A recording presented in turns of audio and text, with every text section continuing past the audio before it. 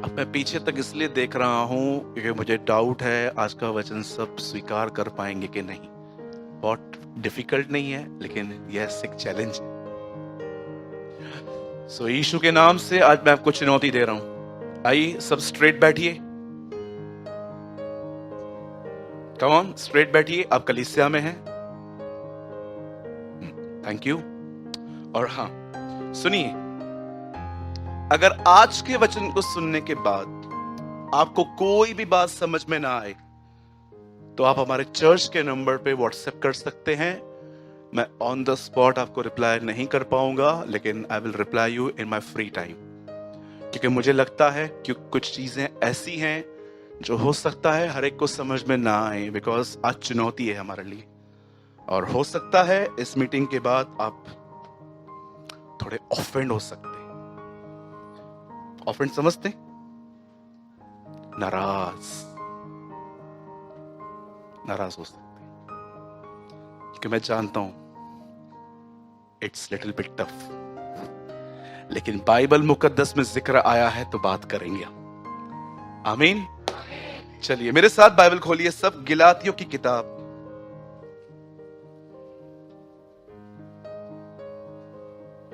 बच्चा लोग सब शांत करके बैठो, कोई मस्ती ना करे बेटा।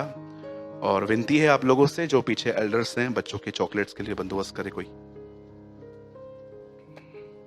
Open with me the book of Galatians. आप गिलातियों की किताब खोलिए मेरे साथ।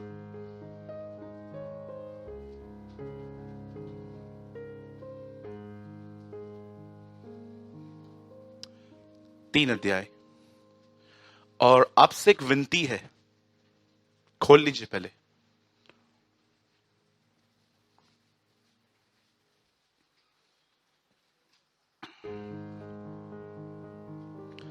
मैंने लास्ट टाइम भी ये बात ऑब्जर्व की, आप में से बहुत लोग कलीसिया में बाइबल नहीं लेके आते हैं। ऐसा क्यों?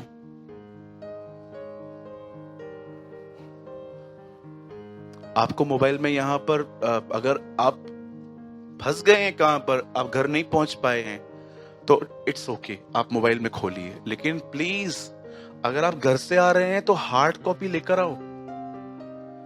मैं किसी दिन एक पूरी मीटिंग लूंगा। डिजिटल बाइबल पढ़ना एक डिमोनिक स्कीम है। आने वाले दिनों में एक मीटिंग लेने वाला हूं। आपको पता है ना, मैंने बीच में कहा था हम लोग वेडनेसडे को एक दिन मिलेंगे आपस में।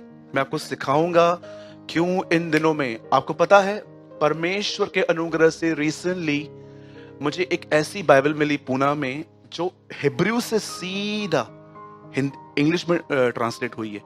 जूविश बाइबल, बहुत बढ़िया। और मैं समझ पा रहा था हार्ड कॉपी कितनी अच्छी होती है। हम यहाँ पर पढ़ते हैं ना कि यीशु और मरियम शादी में इनवाइट किए गए थे। वहां उस बाइबल में लिखा था the son of Mary Yeshua was there.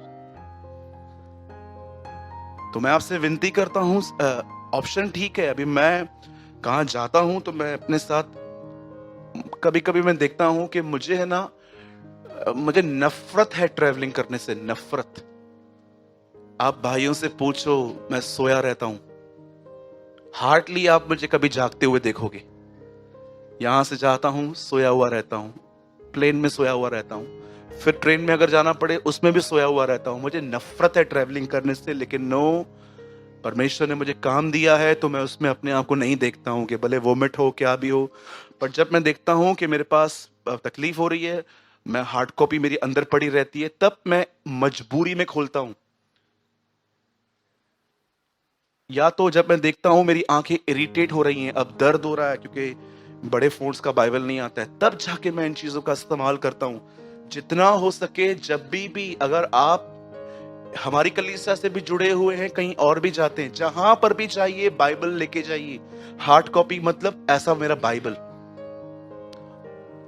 मेरा एक फ्रेंड है उल्लासनगर में, उसने मुझे एक दिन कहा, मैं बाइबल पढ़ते पढ़ते व्यभिचार में गिरा हूं। मैंने सोचा यार ऐसे कैसे हो सकता है, बाइबल में तो ऐसा कुछ नहीं लिखा है। तब मुझे पता चला, उसने मुझे बताया कि उसने फोन में बाइबल पढ़ रहा था वो, और बीच में एक लिंक आई, उसने क्लिक किया, सामने एक वुमेन थी आधे कपड़ों में। उसके माइंड में पता नहीं इतने थॉट्स घूम गए। वो कह रहा था ब्रदर मैं सिन में गिरा। आप बिलीव कर सकते हैं ये हो रहा है आजकल। ये एक डेमोनिक स्कीम है कि इन लोगों से ये जो बाइबल है ना छुड़ाना है, सबको फोन में घुसाना है। फिर तो बाइबल क्या पढ़ पाएंगे, फिर तो मैं बाइबल पढ़ते पढ़ते भी इनके अंदर अपनी चीजें डालता रहूंगा। समझो, फोन यूज करना कोई प्रॉब्लम नहीं है। चर्च में जब भी आओ हार्ड कॉपी। इवन मैं आपको बताना चाहता हूं, सुनिए, कभी कभी आप देखिए, आपकी कुछ कुछ बाइबल्स विदाउट इंटरनेट नहीं चलती हैं। आप खोलोगे ना, आपको पता है ना, अगर इंटरनेट बंद है और आप व्हाट्सएप खोलो, कोई मैसेज नहीं आएगा। इंटरनेट चालू करो, उसके लिए सब व्हाट्सएप के मैसेजेस भी आ जाएंगे। फिर इसमें से 2 कॉल आएंगे, कॉल मी, और आप चले जाए। संडे के दिन 1.5 घंटा खुदा को नहीं दे सकते ठीक से?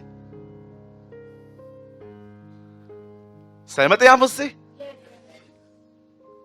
ये होली बाइबल है, आपका आईफोन होली आईफोन कभी नहीं हो सकता। ठीक है। गलातियों 3 अध्याय।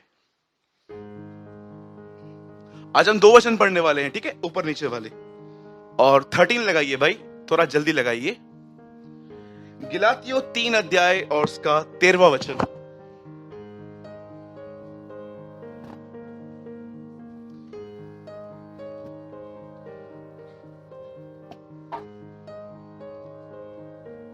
ओके, यहां लिखा है, मसीह ने जो हमारे लिए श्रापित बना, हमें मोल लेकर व्यवस्था के श्राप से छुड़ाया। क्योंकि लिखा है, जो कोई काट पे लटकाया जाता है वह श्रापित है। 14, यह इसीलिए हुआ कि इब्राहिम की आशीष मसीह यीशु में अन्य जातियों तक पहुंचे और हम विश्वास के द्वारा उस आत्मा को प्राप्त करें जिसकी प्रतिज्ञा हुई। यहां देखिए, जो भी लोग बैठे हैं, आप प्लीज अब सामने देखें। आप में से कितने लोग इस अद्भुत सत्य को देख रहे हैं? श्राप ले गया, आशीषें आपको छोड़ के गया।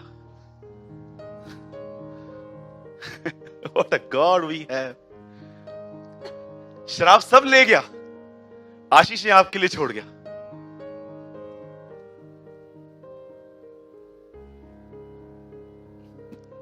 अब बड़े ध्यान से सुनिए। प्रभु, मैं प्रार्थना करता हूं आज के वचन को समझने के लिए लीडिया की तरफ सबका हृदय खोले। आमीन। आइए सब यहां देखिए। इस सृष्टि के बनने के कुछ सालों बाद परमेश्वर ने इस सृष्टि में पहली बार अपनी व्यवस्था भेजी। व्यवस्था का मतलब इंग्लिश में कहा गया है लॉ, एंड उर्दू कॉल शरीयत।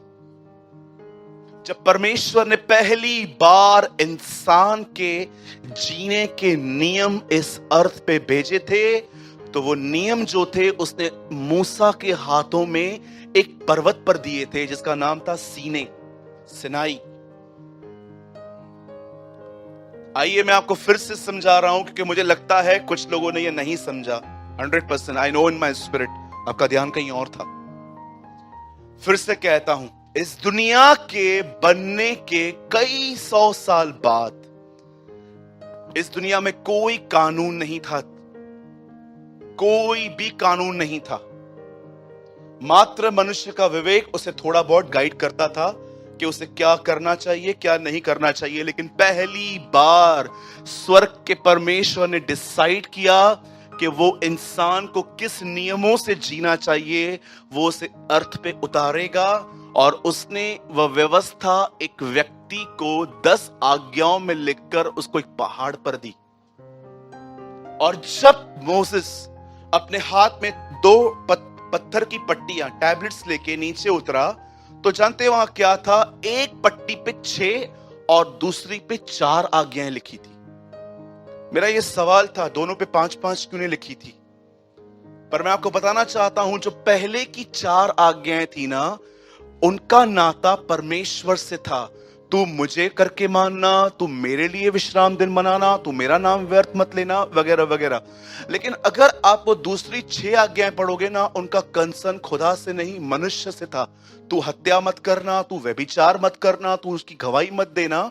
दोनों पट्टियां दो संदेश दे रही थी। पहली पट्टी बता रही थी प्रभु से प्रेम करो, दूसरी पट्टी यह बता रही थी अपने पड़ोसी को अपने समान प्रेम करो। और मैं आपको बताना चाहता हूं आगे, आइए हम और आगे बढ़ते हैं। जब व्यवस्था इस पृथ्वी पर आई तो मैं आपको बताना चाहता हूं, बाइबल में लिखा है व्यवस्था क्रोध पैदा करती है।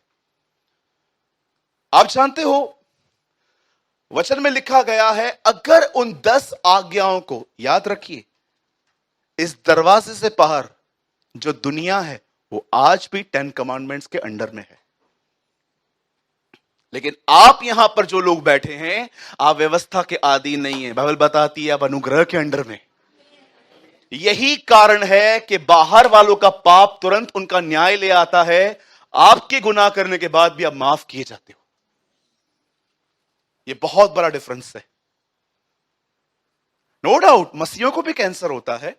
मसीह लोग भी मैंने देखा है वो एक्सीडेंट में मरते हैं। मैंने मसीहों के घर के अंदर भी ऐसी चीजें देखी हैं जो हैं। अब सुनिए, बाइबल मुकद्दस कहती है जब परमेश्वर ने पहली बार शरीयत उतारी, व्यवस्था दी, और उसने जब मूसा ने उसे एक्सप्लेन किया, उसे कहते हैं व्यवस्था विवरण, व्यवस्था का विवरण, एक्सप्लेनेशन ऑफ द लॉ। तब उसने हर आज्ञा को प्रीच करना चालू किया कि तुम्हें क्या करना चाहिए, कैसे मानना चाहिए, क्या करना चाहिए। आप पढ़ सकते हैं घर जाके व्यवस्था विवरण, जिसे इंग्लिश में कहते हैं लॉ को एक्सप्लेन करना। उसे हर आज्ञा उन्हें बताई। लेकिन अब जो मैं आपको बताना चाहता हूं वो बड़ा खतरनाक है, और बहुतों को ये क्वेश्चन भी है कि क्या मुझ में तो ये नहीं है। वचन में लिखा है जो इन सारी बातों को करने से चूके वो श्रापित हो। श्राप समझते? श्राप क्या होता है? हम पनिष्ड किए जाते हैं। सिर्फ जिस दिन श्राप आया ना, मार के लौटेगा आपको। आप में से जितने भी लोग यहां बैठे हैं ना, जब आप खुदा से दूर जाते हो ना, तो यहां से आपसे बात करता है। जब आप यहां से भी नहीं समझते हो तो फिर वो आपको अविश्वासियों की तरह चांटे मारता है ताकि आप लौट आओ। और अगर उसके बाद भी आप नहीं समझते हो ना, तब जानते हो क्या करता है? तब वो आपको पनिश करता है। ये बात कुरिन्थियों में लिखी है, प्रभु हमें दंड दे के सावधान करता है कहीं हम संसार में दोषी न ठहरे। लेकिन आपको पता है, आप में से जितने भी लोग यहां पर हैं, प्रभु ने आपको आपकी भलाई के लिए कई बार पनिश किया होगा। श्राप, मैं आपको बताना चाहता हूं श्राप होता क्या है। मेरा बिल्कुल मन नहीं था, पर मुझे लगा कि आप में से कुछ लोग परमेश्वर की दया को समझ पाएं, इसलिए मैं उसकी कठोरता को भी बता रहा हूं थोड़ा बहुत। आप जानते हो श्राप क्या होता है? अगर एक बार परमेश्वर ने किसी को श्राप दे दिया, वो श्राप उस आदमी को मार के ही लौटेगा। आपका कोई काम वो सफल होने नहीं देगा। लिखा है बाइबल के अंदर, मैं तुम्हारे लिए जमीन पीतल की और आसमान लोहे का कर दूंगा। अब मुझे बताइए, आपको सोने के लिए गद्दा चाहिए, कौन लोहे पे सो सकता है? कौन पीतल पे सो सकता है? इसका मतलब स्लीपलेस नाइट्स। ये बाइबल का एक श्राप है। लिखा है मैं तुम्हारे हृदय को कपकपाऊंगा। आप देखिए आज हृदय में कितनी बीमारियां हैं। उसके बाद ऐसा लिखा है एक जगह पे, तुम बिकने के लिए तैयार हो जाओगे, तुम्हें लेने वाला कोई नहीं होगा। मैं आप में से हर एक को कहना चाहता हूं, सुनिए, आप सिर्फ पनिश किए गए हैं थोड़े बहुत, और वो भी आपके भलाई के लिए। इवन परमेश्वर ने पनिश करके भी वो खुद रोया है आपको। योना की किताब में लिखा है वह दुख देख के भी पछताता है। वो आपको देखता है कि आप यहां वहां हो रहे हो, अब मैं सोचता है प्रचारक बात कर भाई, समझा इसको।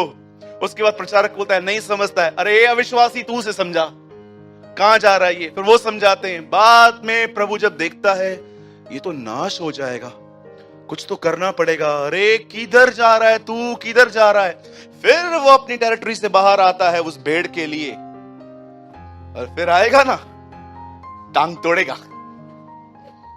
लेकिन इतना दयालु है कि भेड़ की टांग तोड़ने के बाद उसे अपने शोल्डर पे बिठाता है, अपने स्ट्रॉन्गेस्ट पार्ट पे। यहां पर आपको पता है, आपके लाइफ में, आपके बॉडी में सबसे स्ट्रॉन्ग हिस्सा आपके शोल्डर से, वो आपको यहां बिठाता है। सुनिए, ये सारे जो श्राप हैं जो एक अनाज्ञाकारिता के जीवन के ऊपर आते हैं, अब सोचो,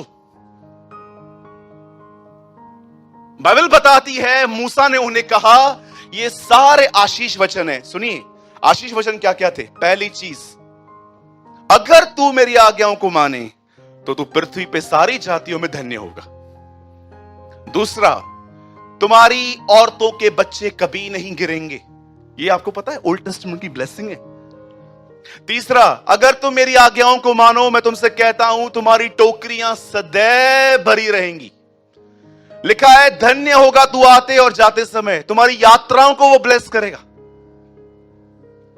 उसके बाद लिखा गया है, धन्य है तेरी कठौती, सेविंग्स, तेरी सेविंग्स को जो तूने इकट्ठी की है उसको भी वो ब्लेस करेगा। परमेश्वर ने कहा था आज्ञा को मानो तो ये सब कुछ मिलेगा। उसके बाद प्रभु कहता है अगर न मानो तो ये सारे श्राप न चाहो तो भी आ पड़ेंगे। अब बताइए, परमेश्वर ने जब यीशु इस अर्थ पे आया, तो मैं आपको बताना चाहता हूं उस टाइम पे भी यही लॉ था, उस टाइम पे भी यही कानून था। मैंने कहा ना कुछ लोग नहीं समझ पाएंगे चीजों को, पर मैं चाहता हूं मैं बहुत सरल तरीके से आपको बता रहा हूं। अब यीशु इस पृथ्वी पर आया तो उसने क्या देखा? कोई भी व्यक्ति नहीं है जिसने इन 10 आज्ञाओं को माना है। सबके ऊपर श्राप है, सबके ऊपर कर्स है। इसीलिए पौल एक वचन में कहता है कोई धर्मी नहीं है, एक भी नहीं, नॉट अ वन। अरे पौल, क्या आपने इब्राहिम के बारे में नहीं पढ़ा है? वो अच्छा आदमी था। यस, सिद्ध नहीं था।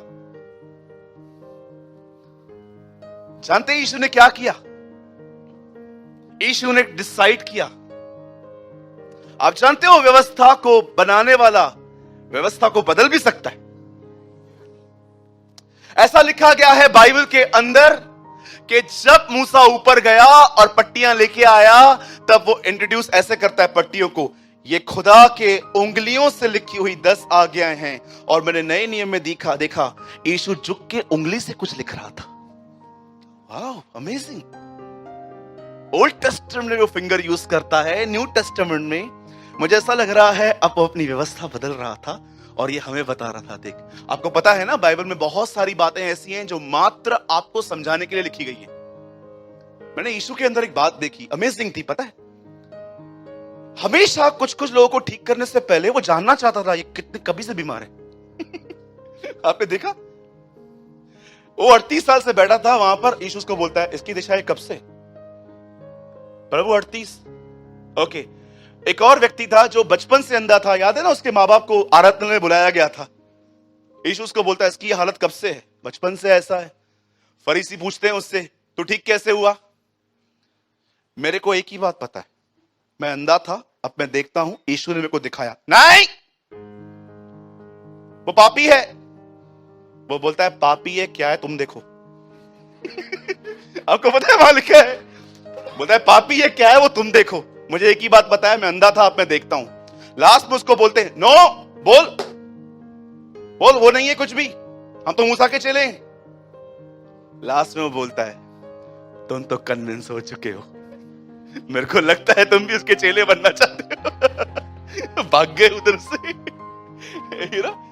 अब मुझे बताइए क्यों खुदावन लोगों से पूछना चाहता था, ए तू कितने टाइम से बीमार है? मैं 38 से। तू? मैं बचपन से।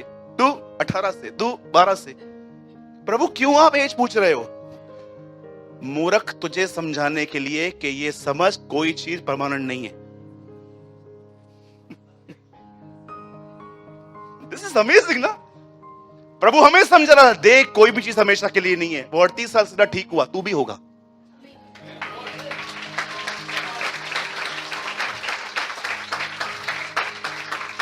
आइए अपने बाजू वालों को एक संदेश दीजिए, बोलिए जिन दुखों में आप हो वह दुख आपके पास हमेशा नहीं रहेंगे। मेरा दुख तो मेरा पति है। गलत।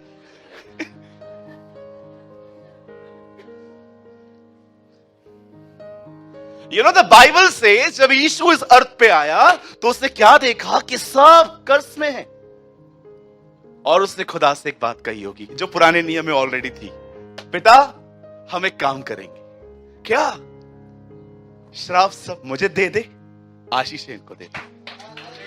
That is amazing. और सुनिए भाई, पीछे आओ, 13 में आओ। अब देखो, जब यीशु क्रूस पे चढ़ा उसके कुछ साल के बाद पौल गिलातियों को क्या लिखता है उसके लकड़ी के बारे में। यहां देखिए, मसीह ने जो हमारे लिए श्रापित बना, मैं यीशु के नाम से कहता हूं, वह व्यक्ति जो पश्चाताप कर चुका है अपने जीवन में, जिसे डिसाइड किया है कि वो संसार के रास्तों पे और गुनाह में जीवन नहीं जिएगा, वो खुदा के साथ चलेगा। मैं यीशु के नाम से को कहता हूं, आप कहां से भी हैं, चाहे आप दिल्ली से हैं, कर्नाटक से हैं, कहां से भी हैं, आपके ऊपर कोई श्राप नहीं है। नेवर। बहुत लोग कहते हैं मसीह में श्राप है, ये क्या लिखा है? Jesus became cursed। मसीह ने हमारे लिए जो श्रापित बना, आपको पता है जीसस कर्स हुआ पिता के सामने। पिता ये देख, वो सारे कर्सेस जो इनके ऊपर आने वाले थे मैं अपनी देह पे लेता हूं। उसके बाद लिखा गया है, और हमें मोल लेकर व्यवस्था के श्राप से निकाला, क्योंकि लिखा है जो काट पे लटकाया जाता है वह श्रापित है। क्या खूबसूरती है ना उसकी। आगे बढ़, अब देखो, ये तो उसने ले लिया, आपको क्या दिया? अब क्या देखो क्या लिखा है, 14 लिखिए जल्दी से। यह इसीलिए हुआ कि इब्राहिम की आशीष मसीह यीशु में। अब यहां पर वो कहता है सारे कर्सेस उससे ले लिए, लेकिन आशीषें उसने तुम्हारे लिए रखी। और जानते हो वो आशीष क्या है? अब मैं आपको बताना चाहता हूं, यहां देखिए सब। और हम उस विश्वास के द्वारा उस आत्मा को, आप जानते हो परमेश्वर ने डिसाइड किया, अब हम एक काम करेंगे। यीशु ने कहा, पिता मैं सारे श्राप ले लेता हूं, और जो आशीषें बताई गई थी मुझे वो नहीं चाहिए, वो इनको दे दे। और जानते हो आशीष यहां पर क्या लिखी गई है?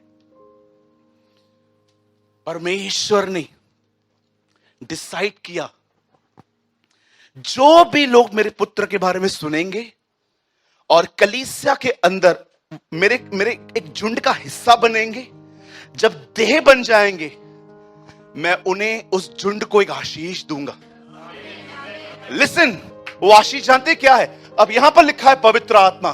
आप सभी जानते हैं पवित्र आत्मा परमेश्वर है। आप जानते हो खुदा क्या कहता है? जो भी लोग इब्राहिम के उस झुंड में आएंगे, एक हो जाएंगे, मैं एक काम करूंगा, मैं उनके साथ रहना शुरू कर दूंगा। That is a blessing. पवित्र आत्मा कौन है? खुद परमेश्वर। प्रभु ने कहा इस पृथ्वी पे मैं एक ही झुंड के साथ रहूंगा, और वो है इब्राहिम का वंश जो हम है। आप इससे कितने लोग ये बात जानते हैं? इब्राहिम की आशीष क्या थी? खुद परमेश्वर, गॉड हिमसेल्फ। प्रभु ने कहा मैं इनके प्रति समर्पण करूंगा। अब मुझे एक बात बताइए, खुदा ने हमें पवित्र आत्मा क्यों दिया है? लिसन, परमेश्वर ने कहा, oh thank you Jesus, thank you. Listen, परमेश्वर ने डिसाइड किया कि जो भी लोग दुनिया छोड़ के इस झुंड में एक होंगे, मैं उन सबों पर पवित्र आत्मा उंडेलूंगा। और आज हम जितने भी यहां पर बैठे हैं लोग, हम पवित्र आत्मा पाए हुए लोग हैं। कोई भी यहां पर ये मत कहना मैं अन्य भाषा नहीं बोलता। याद रखिए इस चीज को, मैं अन्य भाषा के बिल्कुल भी खिलाफ नहीं हूं। मैं समय अन्य भाषा में बात करता हूं। मैं कई बार आपको भी इंकरेज करता हूं कि मांगो, लेकिन ये बात याद रखना, आप किसी से ये नहीं कह सकते हो कि आपके पास अन्य भाषा नहीं है तो आपके पास पवित्र आत्मा नहीं है। क्योंकि पौल कहता है कोई विदाउट पवित्र आत्मा यीशु को प्रभु नहीं कह सकता। कोई नहीं कह सकता। हर वो व्यक्ति जो ये मानता है कि यीशु खुदा का बेटा है, वो उस महान महाराजा धीराज का बेटा है। याद रखिए उसमें पवित्र आत्मा है। और आप जानते हो पवित्र आत्मा में क्यों दिया गया? लिसन, खुदा रहता है ताकि हम खुदा को जान पाए। पवित्र आत्मा इसीलिए आया है ताकि आप यीशु को पहचान सकें। त्रिएकता का तीसरा व्यक्ति आता है ताकि और जो दो हैं उसे पहचान पाए। एक दिन मैं बाइबल पढ़ रहा था। आपको पता है मरियम यीशु को बहुत अच्छे से जानती थी, जहां तक मैं जानता हूं। और आज मेरी प्रार्थना है कि आप में से यहां पर जितने भी लोग बैठे हैं ना, आप भी इस बात को जाने। सुनिए, मैं एक बार फिर से थोड़ी समरी दोहराता हूं। मूसा व्यवस्था ले आया, कोई उस पर चल नहीं पाया, सब श्राप के अधीन हो गए। यीशु मसीह आए, उन्होंने श्राप उठाए, आशीष हमारे लिए छोड़ दी। और आशीष क्या थी? पवित्र आत्मा। अब पवित्र आत्मा एक मनुष्य को क्यों दिया गया? पवित्र आत्मा ही आपको मदद करता है प्रभु यीशु मसीह और परमेश्वर को पहचानने में। ये उसका पर्पस है। अब मुझे बताइए एक जगह पे, यहां देखिए सब। ओ प्रभु, मैं दुआ करता हूं ये चीज हम ग्रहण कर पाए। लिसन, आप जानते एक दिन क्या हुआ? काना में एक शादी हो रही थी और उन लोगों ने डिसाइड किया कि वो यूसुफ के पूरे परिवार को बुलाएंगे। यूसुफ मतलब उन दोनों में यीशु के जो पिताजी थे, जो चल बसे थे। और वो उस घर में गए, उन्होंने मरियम और यीशु को न्योता दिया। और आप पढ़ सकते हो, बाइबल बताती है दोनों गए, और किसी को भी दिया होगा। पर अब सुनिए, जैसे वो वहां पर गए, मरियम एक ऐसी स्त्री नहीं थी जो अंत में आके ये कहे, दाखरस ही खत्म थी। हमारी कुछ बहनें तो यही कहेंगी, कुछ भाई भी यही कहेंगे। जैसे अगर आप मुझे बताइए, यहां देखिए, मत कर बाबू, यहां देखिए, अगर आप ऐसा करो, समझो आप एक शादी में गए हो और खाना खत्म हो गया, आपको उनके ऊपर तरस आएगा? किसी को आप ये कह सकते हो वहां जाके, मम्मी पापा कितना एम्बैरस फील करेंगे ना वो लोग, उनका खाना खत्म हो गया, कुछ करें हम। जानते हो हम क्या करेंगे? हम बाजू में जाके बोलेंगे, सुनिया, हिंदी में क्या बोलेंगे इसको हिंदी में? हाँ मैं जानता हूं 100% कुछ लोग यहां ऐसे होंगे। आप किसी शादी में चले जाओ और आपको खाना न मिले तो क्या करोगे? बुराई करते करते निकलोगे? खाली लिफाफा लेने आता है इनको। क्या आप ये कहोगे? छोड़ना। आपको पता है, मैं कई बार लोगों की मैरिज में खाना खा के जाता हूं, इधर से, बाहर से। बहुत बार मैं ऐसे करता हूं। अरे मैं हंसाता हूं आपको कभी कभी कि मैं जाता हूं सब देखता हूं, मैं ऐसा नहीं हूं। लेकिन आप सोचो, मुझे एक बात बताओ, कितने लोग हैं मुझे बताइए, आपके पास एक न्याय करने वाली नहीं पर दूसरों की जरूरतों को देखने वाली आत्मा है आपके अंदर। आप एक शादी में जाते हो, आप एक फंक्शन में जाते हो, आप किसके घर में जाते हो और आप देखते हो आपको वैसा ट्रीट नहीं मिला, आप क्या लेके निकलते हो वहां से? मरियम और यीशु एक शादी में गए हैं और जानते हो वहां पर मरियम ने एक बात नोटिस की। क्या क्वालिटी है मरियम में! वो वहां पर देखकर कहती है कि जो वो दाखरस है ना, वो जो अंगूर का रस है। और सुनो मेरे भाइयों, दाखरस शराब नहीं है, ठीक है? मुझे बहुत डर है इधर कोई बेवड़ा ना बैठा हो और बोले आज ब्रदर ने बोला है पीना है, चमाट मारनी है। हाँ मैंने सोचा है, मैंने देखा है, जब दाखरस की बात होती है ना, बेवड़े उड़ जाते हैं। हाँ बिल्कुल। सुनिए, आपको लगता है जब यीशु मसीह ने उस दाखरस को बनाया तो उसे पतरस को कहा थोड़ा सा अल्कोहल मिक्स करते हैं? लगता है आपको? ब्रदर पॉल ने कहा तिमुथियुस को पेट के दर्द के लिए थोड़ी थोड़ी दाखरस पिया कर, थोड़ी थोड़ी, पढ़ आराम से, दवाई के तौर पे यूज कर, क्योंकि वो बीमार था, उसको पेट में दर्द था, वो आइलैंड पे रह रहा था, ठंडियों में उसका पेट खराब हो गया था बेचारे का। इसलिए पॉल उसको कहता है, जैसे बच्चों को सर्दी कंट्रोल करने के लिए ब्रांडी दी जाती है थोड़ी सी चम्मच। आपने देखा है बच्चे को पूरा पीले पीले, हाँ बच्चे को बचपन में बेवड़ा बना दोगे आप। क्या देते हैं आप? चम्मच में, वो भी आधा सा। पॉल उसको कहता है दवाई के तौर पे यूज कर। ब्रदर आप क्या बोलना चाहते हो? शराब पीना गुनाह है। ब्रदर हम थोड़ी गटर में गिरते हैं, हम तो बहुत आराम आराम से ओकेशनली पीते हैं फंक्शन पे, तेरे को प्रभु चटके भी ओकेशनली मारेगा। हाँ, 1 जनवरी को बुलाएगा और बोलेगा इधर लेकर आओ उसको, चटका मारे, और मस्त गरम गरम सलिया आपको इधर मारेगा, इधर इधर बहुत लगता है।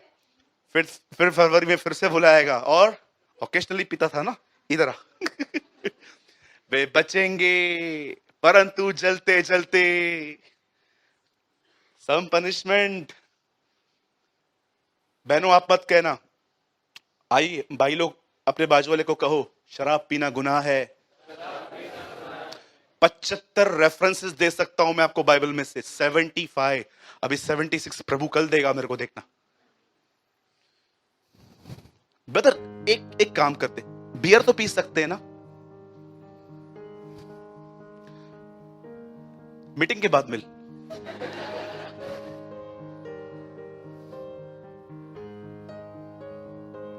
थोड़ी सी भी नहीं।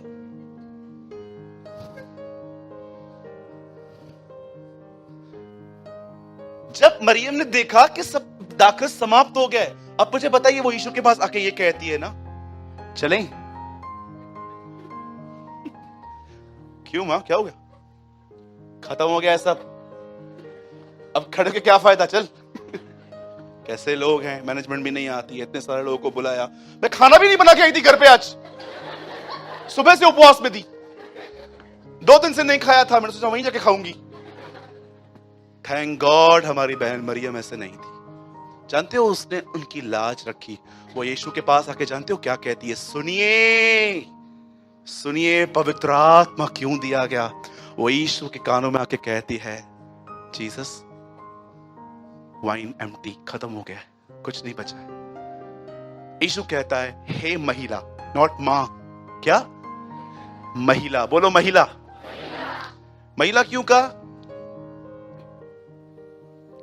जस्ट वन थिंग, जब सेवा में आओ तो रिश्ते और नातों से अधिक सेवा है। आप जाओ घर पे, आज अपनी मां को बोलो महिला पकौड़े बना, बोलेगी पुरुष इधर आ। आज घर जाओ अपनी मां को बोलो महिला आज मैं तेरे लिए वड़ा पाव लेके आया, बोलेगी पुरुष खा तो निकालूं। इमोशनल पीपल सेवा भी नहीं करने देते। लिसन, जब मरियम ने यीशु को यह बात कही और यीशु ने साफ कहा मैं ये नहीं करता। अब मुझे बताइए एक चीज, मुझे बताइए, उसको बोलने के बाद मरियम सेवकों के पास क्यों गई? ए सुनो, जो वो तुम्हें कह गए वो करना।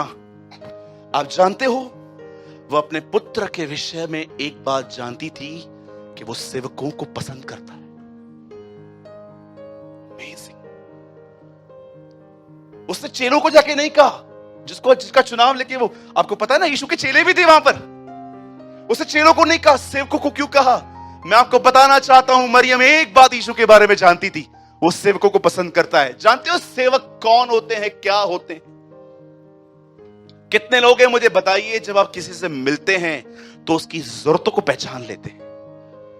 इसे दुआ की जरूरत है, इसे उत्साह की जरूरत है, इसे भोजन की जरूरत है, इसे दवाइयों की जरूरत है, इसे किसी और चीज की जरूरत है।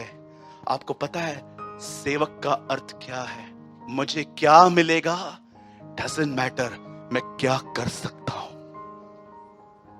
आपको पता है आपको लोगों से क्यों शिकायतें हैं? क्योंकि आप सेवक नहीं हैं, आप प्रधान हैं। मनुष्य का पुत्र इसलिए नहीं आया कि उसकी सेवा की जाए, पर वो इसीलिए आया ताकि वो दूसरों की सेवा करे। कितने लोग हैं जो अपने खुदा के हृदय को जानते हैं कि वो आपको एक पास्टर से ज्यादा एक सेवक बनाना चाहता है।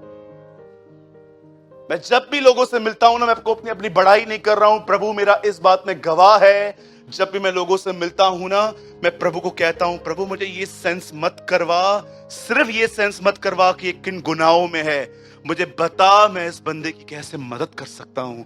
और जब मुझे प्रभु बताता है इसके लिए दुआ कर, इसको संगति दे, इसे वचन दे, इसकी कुछ सहायता कर, मैं आपको बताना चाहता हूं मेरे भाइयों मेरी बहनों, परमेश्वर ने आपको पवित्र आत्मा दिया है ताकि आप उसके हृदय को समझ पाएं।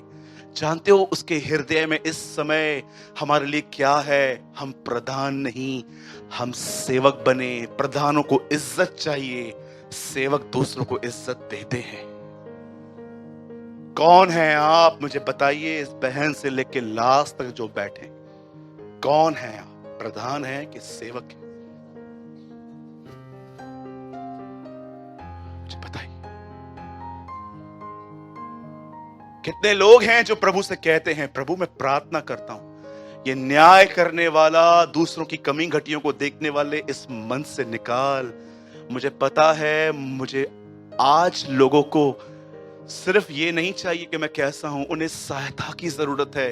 यीशु इस पृथ्वी पे आके जान गया था कि लोगों को क्या जरूरत है, इसलिए उसने लोगों से कहा मैं जा रहा हूं और मैं तुम्हारे लिए सहायक दूंगा, क्योंकि वो जानता है मनुष्य को ज्ञान नहीं, सहायता चाहिए।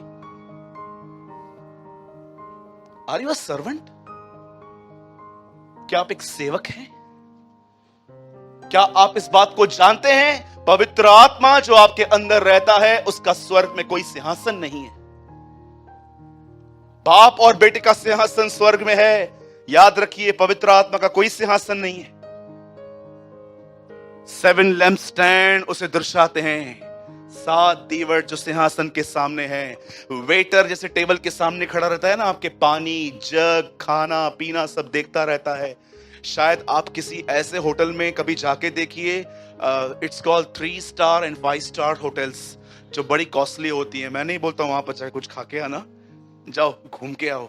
आप वहां पर टेबल पे बैठोगे ना, एक अलग से व्यक्ति आपके लिए इतना। और एक बार तो मैं किसी होटल में गया था, वो खड़ा था और मुझे लग रहा था मुझसे अच्छे कपड़े तो उसने पहने थे, आके खड़ा हो गया था साइड में। ऐसा दिखा रहा था जैसे वो स्ट्रेट खड़ा है, पर वो सब मुझे देख रहा था। मेरा पानी आधा ग्लास हो गया, आपको पता है, उसने बगैर पूछे मेरे पानी को भर दिया। उसके बाद वो मेरे पास आया, और सर कौन सी बीमारी है आपको, वेज की कि नॉन वेज की?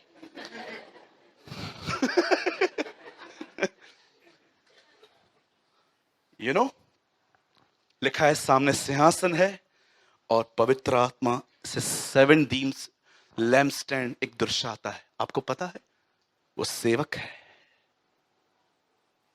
अब मुझे बताइए, वो आप में आएगा तो आपको क्या बनाएगा? सेवक। आज सेवक नहीं बनना है, आज प्रधान बनना है। लोगों को मेरे से क्यों नहीं पूछा, मेरे से बात क्यों नहीं की, मेरे को कितना मैं बकरी कहीं के। कितने लोग हैं मुझे बताइए, खुदा आपको इन दिनों में सेवक बना रहा है। नहीं बन रहे हैं ना, तो जानते हैं क्यों? खुदा ने आपके अंदर रहकर आपके अंदर काम करना ही बंद कर दिया है। वो आपके साथ ही है, डोंट वरी, वो छोड़ेगा नहीं। कलाम में लिखा है वो कभी ना छोड़ेगा ना त्यागेगा, लेकिन आप में रहकर भी वो कुछ नहीं कर पा रहा। जानते हो क्यों? दाखरस भी तब बनी जब किसी ने पानी भरा। कोई कोऑपरेशन नहीं मिलता आपका। यहां देखिए, और मैं इसे खत्म कर रहा हूं, टाइम हो चुका है, क्योंकि अब से सर्व सभाएं मुझे एक के अंदर कैसे भी पूरी करनी है, नहीं तो मैं शाम को नहीं कर पा रहा हूं, बहुत तकलीफ हो रही है मुझे। सुनिए, एक आखिरी बात। मैं रिसेंटली कुछ टाइम पहले महाराष्ट्र के बाहर एक भाई से मिला। वो भाई अपनी टांग खो चुका है यहां तक। जब वो हमारी सभाओं में आया था तो मैं बहुत कोशिश करता हूं कि मैं ऐसे लोगों से खुद नीचे जाके मिलूं। मैंने पास्टर को, ऑर्गेनाइजर को कहा वो बंदे को बिठाओ, मुझे उससे मिलना है। सब भाई लोग साथ में थे हम। मैं नीचे उतरा, मैं उस भाई से मिला। मैंने उससे कहा सर आप अपाहिज हैं, आप बैठिए आराम से, मैं आपसे बात करूंगा। वो बैठे तो मैंने उनसे पूछा टांग कैसे कटी। उन्होंने मुझे कहा 380 शुगर है मुझे। My God. बोला मुझे कुछ लग गया था, ट्यूब लगाए, दवाइयां ली, मैं हील नहीं हो रहा था, और डॉक्टर ने मुझे लास्ट में यही कहा अब इसे काट दे। आपको पता है वो भाई क्यों जिंदा है आज? टांग कटने के कारण। आप कहते हो टांग काटी, मेडिकल लैंग्वेज है सर्जरी, डॉक्टरी भाषा है ये सर्जरी। आप जानते हो कई बार परमेश्वर आपकी जिंदगियों में कुछ चीजों को काटना चाहता है, लेकिन जब वो काटना स्टार्ट करता है ना, जानते हो कौन है जो उसका विरोध करता है? Not devil, you. ऐसे कैसे बात किया तूने मुझसे? खुदा ने अलाउ किया, इसीलिए ये सर्जरी थी। शब्द चाकू की तरह भी काम करते हैं कई बार। मैं आपसे पूछना चाहता हूं, क्या आप में से जितने लोग यहां बैठे हैं, जब वो आपको सेवक बनाना शुरू करता है, उसको बनाने देते हो? नहीं, 80% नहीं बनने देते। यही कारण है आपको शिकायतें हैं हर एक से, क्योंकि आप प्रधान हैं, आप सेवक नहीं है। क्योंकि सेवक कोई भी ऐसे नहीं बनता। हम सब प्रधानों में जन्मे हैं, लेकिन सेवक बनने के लिए सर्जरी होती है। वो भाई इसलिए जिंदा है क्योंकि उसका एक पैर काटा गया, डॉक्टर नहीं तो नहीं काटता तो यहां तक पॉइजन हो जाता, एक दिन खत्म हो जाता, चक्कर आ जाते, हार्ट ऑर्गन पे अटैक हो जाता। लेकिन उसका पैर काट दिया गया, अब जहर फैलना बंद हो गया।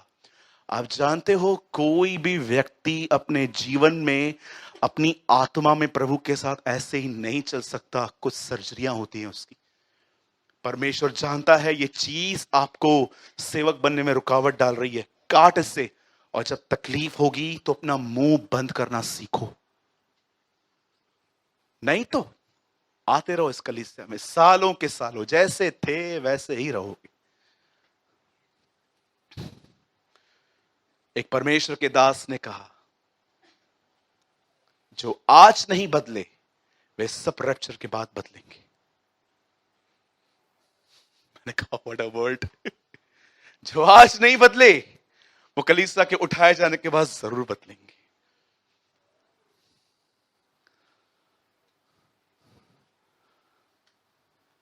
क्या आप सेवक हैं? Are you servant? 3 लोग बोल रहे हैं।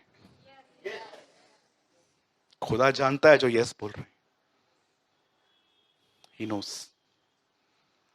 कितना स्वयं में भरे पड़े हो, खुदा ये भी जानता है आपको। आइए इन प्रधानों की सीढ़ियां छोड़ें और सीखें कि मरने से एक रात पहले उसने अपने चेलों के पांव धोए थे। कह सकते हैं अपने बाजू वाले से, आज मैं आपका सेवक हूं।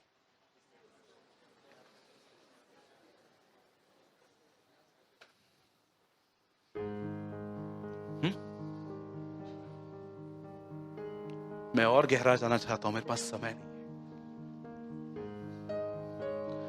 श्राप ले लिए गए, आशीष दी गई।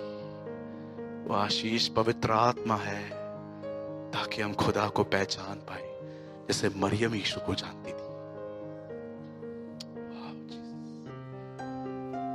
मेरी दुआ है आपके लिए, आज यहां पर जितने भी लोग, खुदावंत हम विनती करते हैं, हमें सेवक बना। Make us your servant. हमें एक दूसरे का नौकर बना। मैं इस भरी सभा में आपको कहना चाहता हूं, यहां देखिए सब, मैं आपका नौकर हूं, आपका सेवक हूं। मैं कोशिश करूंगा आने वाले दिनों में कि मैं आपकी सेवा कर सकूं। मैं पास्टर बाद में हूं, हटाओ ये पास्टर की डिग्रियां, क्या करेंगे इसका। मैं आपको कहना चाहता हूं, मैं आपका सेवक हूं, आप भी सेवक बनो। सिर्फ उन लोगों के नहीं जो आपको पसंद है, सबके सेवक बनो। और सदैव याद रखना, आप जितने पुराने हो, खुदा आपसे उतनी ज्यादा उम्मीद करेगा। याद रखिएगा। एक सत्य बोल के मैं खत्म कर रहा हूं, क्योंकि कुछ लोगों को लगता है कि ये तो बाइबल के अकॉर्डिंग नहीं है कि मैं पुराना हूं तो मैं ज्यादा अकाउंटेबल हूं। याद रखिएगा भाई, जब हवा ने फल खाया वे नंगे नहीं हुए, जब आदम ने खाया तब वे नंगे हुए। क्यों? क्योंकि प्रभु हवा से अधिक आदम से उम्मीद करता था। रीड इट, अब घर जाके पढ़ लेना। हवा ने फल खाया तब भी सब ठीक था, जब आदम ने बाइट किया थिंग्स विल चेंज, चीजें बदल गई। जिसे दिया जाता है उसी से लिया जाता है। आमीन।